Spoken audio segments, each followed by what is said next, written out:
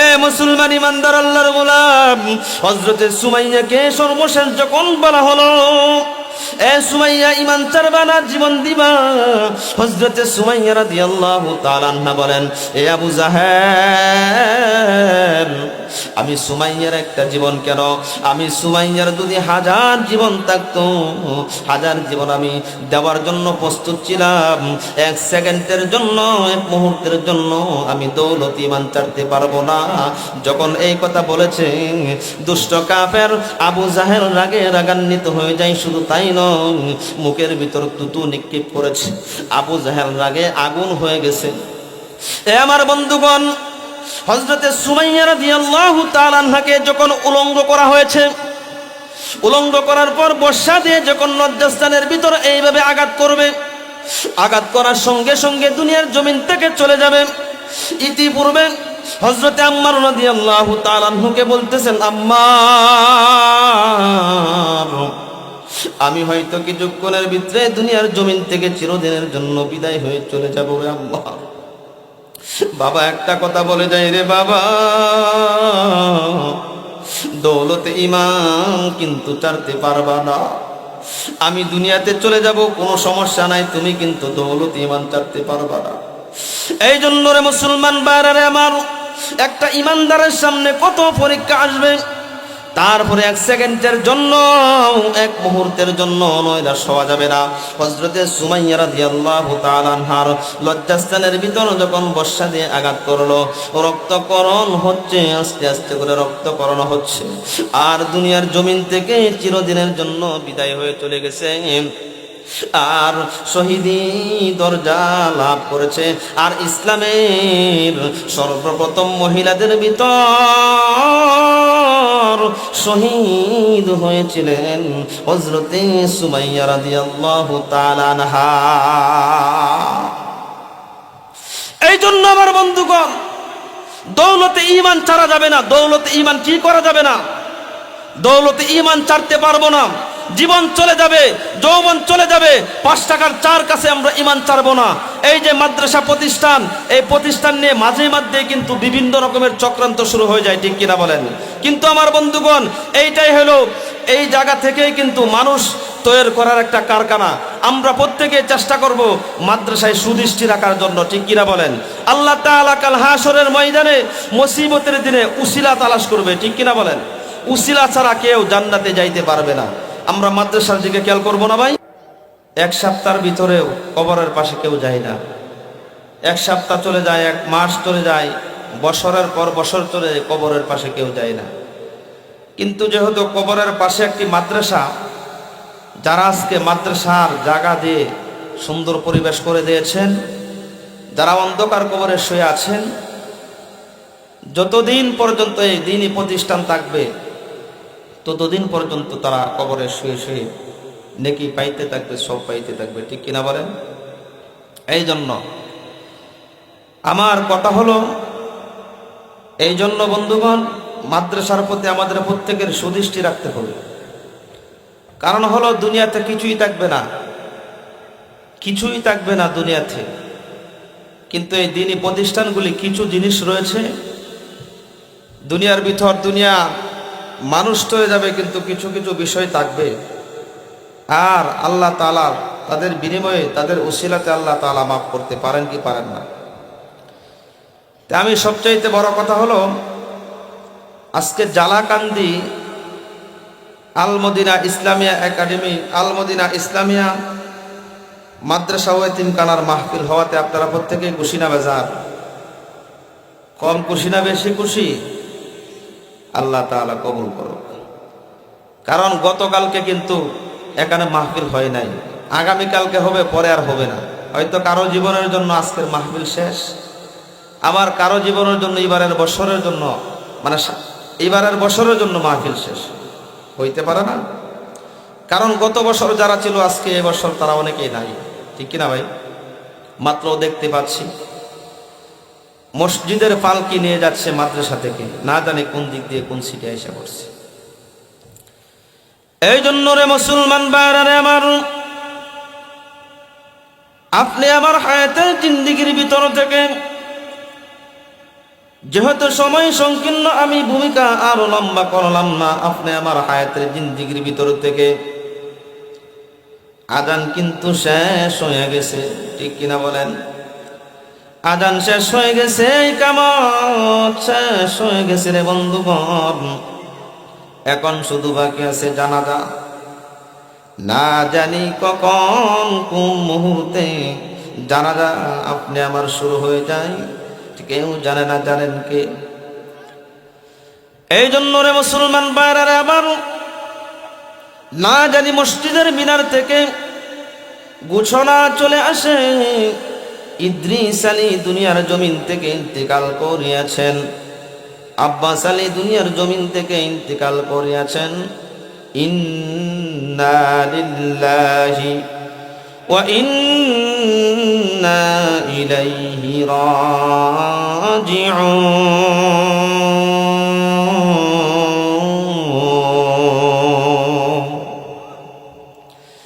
এই জন্য রে মুসলমান ভাইরা আবার আপনি আমার হায়াতের জিন্দেগির ভিতর থেকে আজান শেষ, ইকামত শেষ হয়ে গেছে, এখন শুধু বাকি আছে জানাজা। এই জন্য রে মুসলমান ভাইরা আমার মাদ্রাসার মাহফিলকে কেন্দ্র করে এত সুন্দর আয়োজন করা হয়েছে। দুনিয়াবি কথাবার্তা বন্ধ করে, দোকানপাটে আড্ডা বন্ধ করে আমরা প্রত্যেকেই প্যান্ডেলের ভিতরে চলে আসি। আল্লাহ রাব্বুল আলামিন আমাদেরকে সুস্থতার সাথে এনেছেন, সুস্থতার সাথে রেখেছেন। এই জন্য আল্লাহ রাব্বুল আলামিনের দরবারে শুকরগুজার করে বলি আলহামদুলিল্লাহ। এই জন্য আল্লাহ রাব্বুল আলামিন পবিত্র কোরআনুল কারীমের ভিতরে বলেন, لئن شكرتم لأزيدنكم ولئن كفرتم إن عذابي لشديد।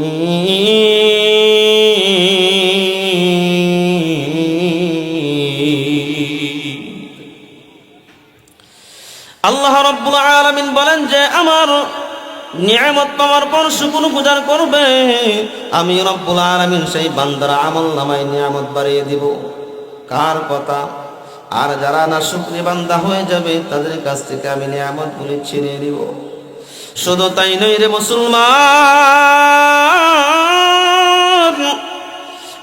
জালাকান্দির মুসলমান, আল্লাহ রাব্বুল আলামিন আমাদেরকে আপনাদেরকে আল্লাহ রাব্বুল আলামিন নজদাই বানাই নাই, অনর্থক বানাই নাই।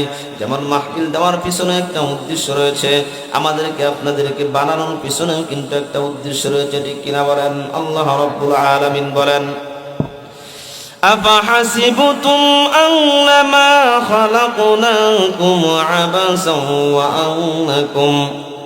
ওয়া আন্নাকুম ইলাইনা লা তুরজাউন।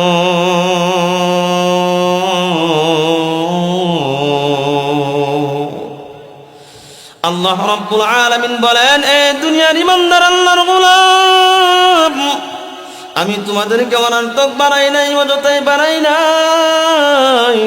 তোমাদেরকে বানানোর পিছনেও কিন্তু আমার একটা উদ্দেশ্য রয়েছে। আল্লাহ রাব্বুল আলামিন বলেন, وما خلقت الجن والإنس إلا ليعبدون।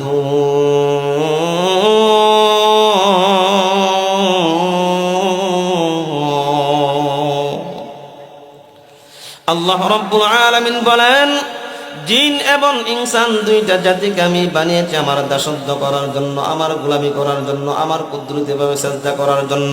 কিন্তু দেখা যায় রে মুসলমান, এক শ্রেণীর মানুষ আল্লাহ রাব্বুল আলামিনের এই কুদরতি কপাল দ্বারা এক শ্রেণীর মানুষ মাজারে গিয়া সিজদা করে, ঠিক কিনা বলেন? না না না, জালাকান্দির মুসলমান, আল্লাহ রাব্বুল আলামিন কপাল কিন্তু মাজারে গিয়ে সিজদা করার জন্য আল্লাহ রাব্বুল আলামিন দেন নাই। আল্লাহ রাব্বুল আলামিন বলেন, এ মুসলমান ইমানদার আল্লাহর গোলাম, আমি কপাল দিয়েছি আমি রব্বুল আলামিনের কুদরতিভাবে সিজদা করার জন্য। শুধু তাই নয়, আমি দুইটি কান দিয়েছি আমার কিছু ভালো নিয়ামত শ্রবণ করার জন্য। শুধু তাই নয়, আমি দুইটি চক্ষু দিয়েছি ভালো কিছু দেখার জন্য। শুধু তাই নয় রে মুসলমান, দুই টুটের মাঝখানের নরম জিহ্বাটুকু আমি দিয়েছি ভালো ভালো কথা বলার জন্য। জন্য। এই জন্য রে মুসলমান ভাইরা আমার, আল্লাহ রাব্বুল আলামিন দুইটি হাত দিয়েছেন, আল্লাহ রাব্বুল আলামিন দুইটি পা দিয়েছেন। আপনি যখন নারায়ণগঞ্জ রেল স্টেশনের ভিতরে যাবেন, গিয়ে দেখবেন একটি হাত নাই পা নাই, তাকে গিয়ে জিজ্ঞাসা করবেন, বাইরে হাত কি হয়েছে? সে বলবে, আল্লাহ তাআলা যেমন খুশি তেমন আমাকে বানিয়েছে, তাতে কোনো অসন্তুষ্টের কারণ নাই। এই জন্য রে মুসলমান ভাইরা আমার, আল্লাহ রাব্বুল আলামিন বলেন, আল্লাহ রাব্বুল আলামিন বলেন, আলাম নাজআল লাহু আইনাইনি ওয়া লিসানান ওয়া শাফাতাইন ওয়া হাদাইনাহুন নাজদাইন।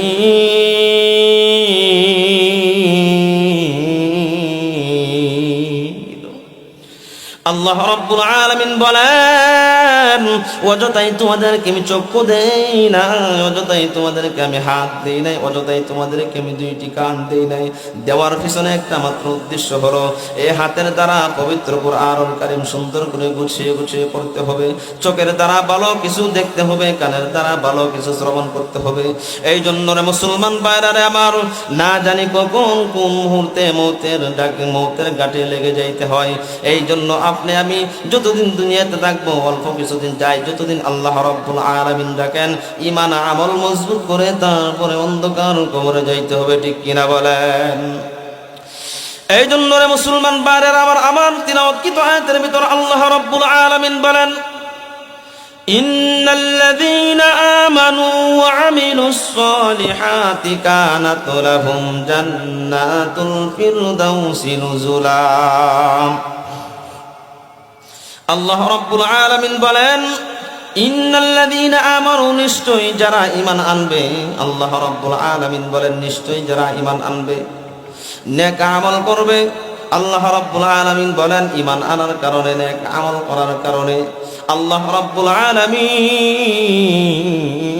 সেই বান্দা এবং বান্দীদেরকে জান্নাতের মেহমানদারি আল্লাহ রাব্বুল আলামিন করবেন। সুবহানাল্লাহ। শুধু তাই নয় রে আমার বন্ধুগণ, যারা ঈমানদার হবেন আল্লাহ রাব্বুল আলামিন তাদেরকে বিভিন্নভাবে পরীক্ষা করবেন। শুধু তাই নয়, রাসূল পাক সাল্লাল্লাহু আলাইহি ওয়াসাল্লাম হাদিসের ভিতরে বলেন, আদ-দুনিয়া সিজনুল মুমিনিন ওয়া জান্নাতুল কাফিরিন। দুনিয়াটা হলো ঈমানদারের জন্য জেলখানা স্বরূপ, আর ইহুদি নাসারাদের জন্য দুনিয়াটা হবে জান্নাত খানা, ঠিক কিনা বলেন? এই জন্য আমার বন্ধুগণ, আল্লাহ রাব্বুল আলামিন অন্যত্র আয়াতের ভিতর আল্লাহ রাব্বুল আলামিন বলেন, আমিনু কামা আমানান নাস। এই দুনিয়ার ঈমানদার আল্লাহর গোলাম, ঈমান আনতে হবে, কাদের মতো ঈমান আনতে হবে। আল্লাহ রাব্বুল আলামিন বলেন, হয়তো হতে পারে ফেরাউনের স্ত্রী আসিয়ার ঈমানের মতো ঈমান আনতে হবে, হয়তো হতে পারে হযরত বেলালের ঈমানের মতো ঈমান, হয়তো হতে পারে হযরতে কাব্বাব রাদিয়াল্লাহু তাআলা আনহুর ঈমানের মতো ঈমান। এ নারায়ণগঞ্জের মুসলমান, হয়তো হতে পারে হযরতে সুমাইয়া রাদিয়াল্লাহু তাআলা আনহার ঈমানের মতো ঈমান। আমার বন্ধুগণ, ঈমান আনার জন্য কত নির্যাতন করতে হয়েছে, কত নিপীড়ন হয়েছে, কত সহ্য করতে হয়েছে, নির্যাতন সহ্য করতে হয়েছে। তারপরে কিন্তু এক সেকেন্ডের জন্য, এক মুহূর্তের জন্য দৌলত ঈমান ছাড়ে নাই, দৌলত ঈমান ছাড়ে নাই রে আমার বন্ধুগণ। আল্লাহ রাব্বুল আলামিন বলেন, আমিনু কামা আমানান নাস। ঈমান আনা হযরতে সুমাইয়া রাদিয়াল্লাহু তাআলা ঈমানের মতো ঈমান আনো রে আমার বন্ধুগণ। এ সালাকান্দের মুসলমান, আল্লাহ রাব্বুল আলামিন ঈমানের জন্য কত পরীক্ষা করেছে, তারপরেও কিন্তু এক সেকেন্ডের জন্য, এক মুহূর্তের জন্য কিন্তু পরীক্ষা থেকে তারা বঞ্চিত হয় নাই। পরীক্ষা দিয়ে আল্লাহ রাব্বুল আলামিনের কাছে ফার্স্ট ডিভিশনে পাস করেছে। সুবহানাল্লাহ। হযরতে সুমাইয়া রাদিয়াল্লাহু তাআলা আনহাকে ঈমান আনার কারণে মুসলমান, হযরতে সুমাইয়া রাদিয়াল্লাহু তাআলা আনহাকে গাছের ভিতর দুইটি হাত উপরের দিকে তুলে দুইটি হাতের ভিতর রশি দিয়ে বেঁধে ফেলেছে। শুধু তাই নয় রে মুসলমান, দুইটা হাতের ভিতর পেরেক ডাবিয়ে দিয়েছে। শুধু এখানেই শেষ নয় রে মুসলমান, হযরতে আম্মার রাদিয়াল্লাহু তাআলা আনহুকে দুইটা হাতের ভিতর বেঁধে ফেলেছে, রশি দিয়ে বেঁধে ফেলেছে, হাতের ভিতর পেরেক মেরে দেওয়া হয়েছে। আর দুষ্ট আবু জাহেল উমাইয়া ইবনে আবু জাহেল হযরতে সুমাইয়া রাদিয়াল্লাহু তাআলা আনহার মাঝে বসেছে, হযরতে আম্মার রাদিয়াল্লাহু তাআলা আনহুর মাঝে বসেছে। দুইজনের মাঝখানে বসে বলতেছে, আম্মার রে, এই মুহূর্তে যদি কালিমা তুমি না ছাড়ো, তোমাদেরকে কিন্তু দুনিয়ার জমিন থেকে চিরদিনের জন্য সরিয়ে দিব। রাখে আল্লাহ মারে।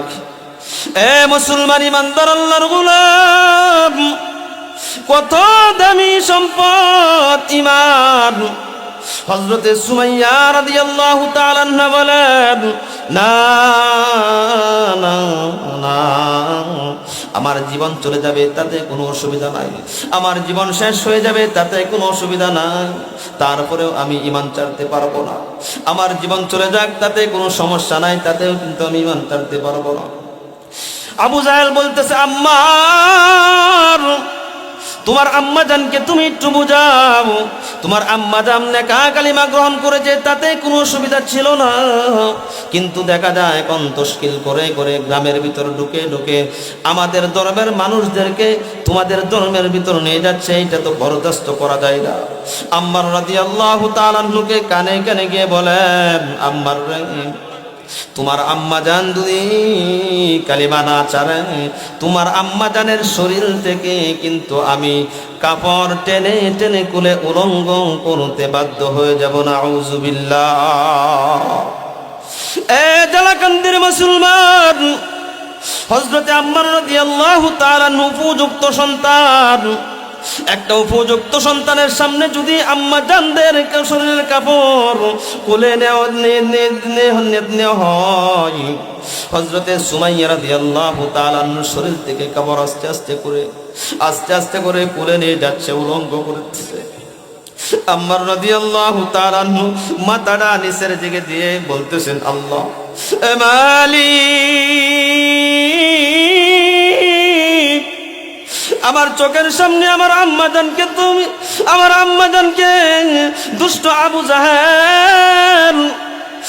জাহেল উলঙ্গ করে দুনিয়ার জমিন থেকে নির্মম ভাবে দুনিয়ার জমিন থেকে সরিয়ে দিচ্ছে গো মালিক। আমি সন্তান হয়ে আমার তো সহ্য হই না গো মালিক, আমার তো সহ্য হই না গো মালিক। আল্লাহ তাআলাকে বলেন, আল্লাহ আপনি মাটিটা পাক করে দেন, আমায় মাটির নিচে ডেবে যায়, মাটির নিচে ডেবে যায়।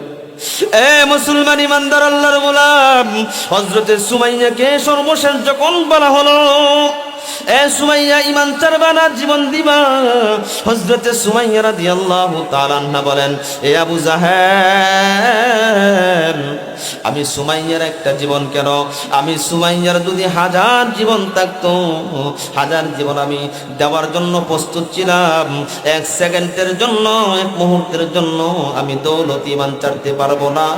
যখন এই কথা বলেছে, দুষ্ট কাফের আবু জাহেল রাগে রাগান্বিত হয়ে যায়। শুধু তাই নয়, মুখের ভিতর তুতু নিক্ষেপ করেছে। আবু জাহেল রাগে আগুন হয়ে গেছে। এ আমার বন্ধুগণ, হযরতে সুমাইয়া রাদিয়াল্লাহু তাআলা আনহাকে যখন উলঙ্গ করা হয়েছে, উলঙ্গ করার পর বর্ষা দিয়ে যখন লজ্জাস্থানের ভিতর এইভাবে আঘাত করবে, আঘাত করার সঙ্গে সঙ্গে দুনিয়ার জমিন থেকে চলে যাবে। ইতিপূর্বে হযরতে আম্মার রাদিয়াল্লাহু তাআলা আনহুকে বলতেছেন, আম্মার, আমি হয়তো কিছুক্ষণের ভিতরে দুনিয়ার জমিন থেকে চিরদিনের জন্য বিদায় হয়ে চলে যাব রে আম্মা। বাবা একটা কথা বলে যায় রে বাবা, দৌলতে ঈমান কিন্তু ছাড়তে পারবা না। আমি দুনিয়াতে চলে যাব, কোনো সমস্যা নাই, তুমি কিন্তু দৌলতে ঈমান ছাড়তে পারবা না। এই জন্য রে মুসলমান ভাইরা আমার, একটা ঈমানদারের সামনে কত পরীক্ষা আসবে, তারপরে 1 সেকেন্ডের জন্য, 1 মুহূর্তের জন্য নয়রা শোয়া যাবে না। হযরতে সুমাইয়া রাদিয়াল্লাহু তাআলা আনহার লজ্জাস্থানের ভিতর যখন বর্ষা দিয়ে আঘাত করলো, রক্তকরণ হচ্ছে, আস্তে আস্তে করে রক্তকরণ হচ্ছে, আর দুনিয়ার জমিন থেকে চিরদিনের জন্য বিদায় হয়ে চলে গেছে। আর শহীদি দরজা লাভ করেছে। আর ইসলামের সর্বপ্রথম মহিলাদের ভিতর শহীদ হয়েছিলেন হযরতে সুমাইয়া রাদিয়াল্লাহু তাআলা আনহা। এই জন্য আমার বন্ধুগণ, দৌলতে ঈমান ছাড়া যাবে না। দৌলতে ঈমান কি করা যাবে না? দৌলতে ঈমান ছাড়তে পারবো না। জীবন চলে যাবে, যৌবন চলে যাবে, 5 টাকার চার কাছে আমরা ঈমান ছাড়বো না। এই যে মাদ্রাসা প্রতিষ্ঠান, এই প্রতিষ্ঠান নিয়ে মাঝে মাঝে কিন্তু বিভিন্ন রকমের চক্রান্ত শুরু হয়ে যায়, ঠিক কিনা বলেন? কিন্তু আমার বন্ধুগণ, এইটাই হলো এই জায়গা থেকেই কিন্তু মানুষ তৈরি করার একটা কারখানা। আমরা প্রত্যেকে চেষ্টা করব মাদ্রাসায় সুদৃষ্টি রাখার জন্য, ঠিক কিনা বলেন? আল্লাহ তাআলা কাল হাসরের ময়দানে মুসিবতের দিনে উসিলা তালাশ করবে, ঠিক কিনা বলেন? উসিলা ছাড়া কেউ জান্নাতে যাইতে পারবে না। আমরা মাদ্রাসার দিকে খেয়াল করবো না ভাই, তিনি প্রতিষ্ঠানের পাশে দাঁড়ানোর জন্য।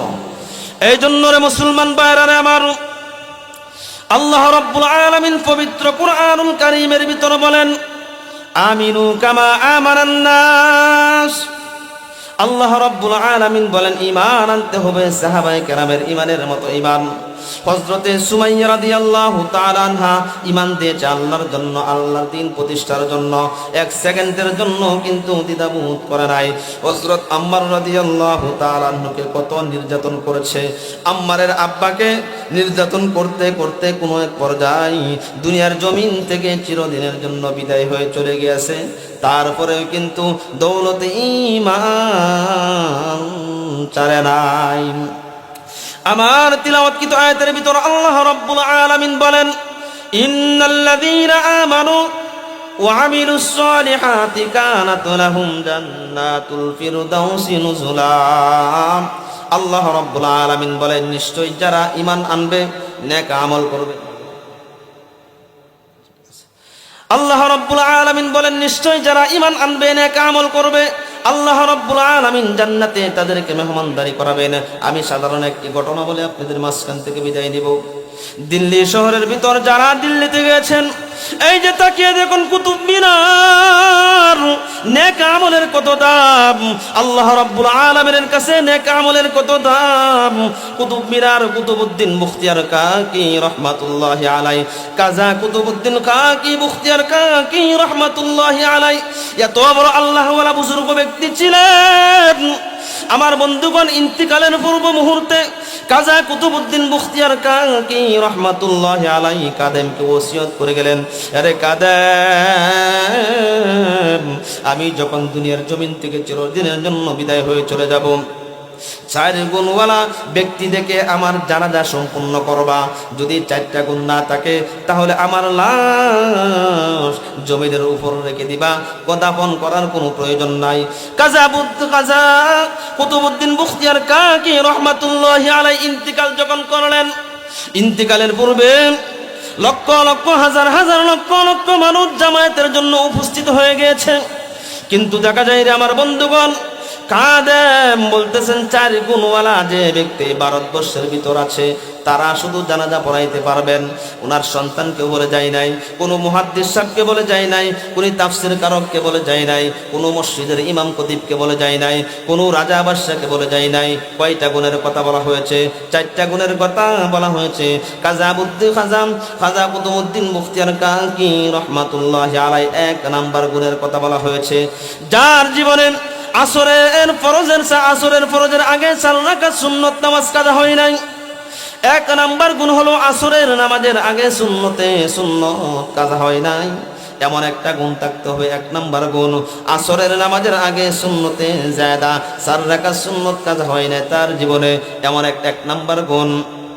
2 নাম্বার গুণ হলো রে আমার বন্ধুগণ, যার জীবনে এক ওয়াক্ত তাকবীরওয়ালা ছুটে নাই, 1 ওয়াক্ত তাকবীরওয়ালা ছুটে নাই, যখন থেকে বুঝমান হয়েছে নামাজ তার উপর ফরজ হয়েছে। 2 নাম্বার গুণ, তিন নাম্বার গুণ হলো রে আমার বন্ধুগণ, বুঝমান হওয়ার পর থেকে এই পর্যন্ত যার এক ওয়াক্ত তাহাজ্জুদ কাজা নাই। আমার বন্ধুগণ তাহাজ্জুদ কাজা নাই। কয় নাম্বার গুণ? তিন নাম্বার গুণ।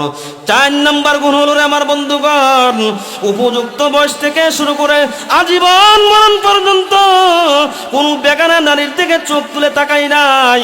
নিজের চোখের হেফাজত করেছে, নিজের সতীত্বের হেফাজত করেছে, কোন বেগানা নারীর দিকে তাকাই নাই। কয়টা গুণ? একটা না চারটা গুণ। কয়টা গুণ? আর আমার আর আপনার নারায়ণগঞ্জের মুসলমান কয়টা গুণ আছে বলেন তো একটু দেখি। এই চার গুণের গুণান্বিত যে থাকবে তাকে দিয়ে আমার জানাজা পড়াইবা। আর যদি চার গুণে গুণান্বিত না থাকে, আমার লাশ যদি আদার কিছু হয়ে যায়, দিনের পর দিন চলে যাবে, কিন্তু দরকার নাই দাফন করার, জানাজা পড়ার। কাজা মুখতিয়ার কাকি রহমাতুল্লাহি আলাইহি, কুতুবউদ্দিন মুখতিয়ার কাকি রহমাতুল্লাহি আলাইহি চারটা কথার কথা বলেছেন, চারটা আমলের কথা বলেছেন। এই বন্ধুগণ, মাঠের ভিতর হাজার হাজার লক্ষ লক্ষ মানুষ জমায়েত হয়ে গেছে। আর কাদেম বলতেছে, এই চার গুণওয়ালা যদি কোনো ব্যক্তি ভারতবর্ষে থাকেন, তাহলে একটু চালু করে চলে আসেন, হুজুরকে আর কষ্ট দেওয়া যাবে না, আর কষ্ট দেওয়া যাবে না। পিছন থেকে একটি সাদা রুমাল পরিহিত একটা লোক, আল্লাহর বান্দা, মাথা ঘুরে মহিলাদের মতো ঘুমটা দিয়ে মাথা ঘুরে, তারপরে পিছন দিকে ভিতর দিকে রাস্তা পাক করে করে লাশের পাশে গিয়ে বলতেছে, আইরে মুখতিয়ার, কুতুবউদ্দিন রে, আমার চারটা আমলের কথা কিন্তু আমার স্ত্রীও জানতো না, আমার বাবাও জানতো না, আমার মাও জানতো না। আজকে সারা ভারতবর্ষের ভিতর তুমি প্রচার করে দিলা। কুতুবউদ্দিন, আমার চারটা আমলের কথা ভারতবর্ষের ভিতর তুমি প্রচার করে দিলা। এই জন্য রে মুসলমান ভাইরা, আমার তৎকালীন সময়ের এমন একজন ব্যক্তি ছিল যে ভারতবর্ষকে শাসন করত, বাদশাহ শামসুদ্দিন আলতামাস রহমাতুল্লাহি আলাইহি ভারতের প্রেসিডেন্ট ছিলেন সেই যুগে, সেই কালে। সুবহানাল্লাহ। আর আমাদের বর্তমানের প্রেসিডেন্টদের অবস্থা, সরকারদের অবস্থা দেখলে মুখ দিয়া বমি আসে, ঠিক কিনা বলেন? এই কথা বলেন না কেন, ঠিক কিনা? মুখ দিয়া বমি আসে, ঠিক কিনা বলেন? আল্লাহ তাআলা তাদেরকে রাষ্ট্র পরিচালনা করেছে, রাষ্ট্রের নেতৃত্ব দিয়েছে, এবং কি চার গুণে গুণান্বিত আল্লাহ রাব্বুল আলামিন করেছেন। কত দিলওয়ালা, কত আমলওয়ালা। এই জন্য আল্লাহ রাব্বুল আলামিন বলেন, ইন্নাল্লাযীনা আমানু ওয়া আমিলুস সালিহাতি কানাত লাহুম জান্নাতুল ফিরদাউসি নুজুলা। নিশ্চয়ই যারা ঈমান আনবে, নেক আমল করবে, আল্লাহ রাব্বুল আলামিন ঈমান আনার কারণে, নেক আমল করার কারণে জান্নাতুল ফিরদাউসের মালিক বানায় দিবেন, জান্নাতুল ফিরদাউসের মেহমানদারি করাবেন। আমরা জান্নাতে যাইতে চাই কি চাই না? দুটি হাত তুলে দেখাই। যাইতে চাই কি চাই না? আল্লাহ তুমি সকলকে জান্নাতের মেহমান হিসাবে কবুল করিও। লিল্লাহি তাকবীর, লিল্লাহি তাকবীর। আল্লাহ তুমি মাদ্রাসাকে কবুল করো, মঞ্জুর করো। 2 দিন বিবি মাহফিল। আয় আল্লাহ, আজকে প্রথম দিন, আমার মতো অদম গুনাহগার আমি কিছু কথা বলেছি, আল্লাহ তাআলা সর্বপ্রথম যেন আমাকে বুঝা এবং আমল করা তৌফিক দে। তারপরে আমার সম্মানিত শ্রোতাদেরকে আল্লাহ তাআলা যেন প্রতিটা কথার উপর আমল করার মতো তৌফিক দে। সকলে বলে আমিন। ওয়া আখির দাওয়ানা আনিল হামদুলিল্লাহি রাব্বিল আলামিন।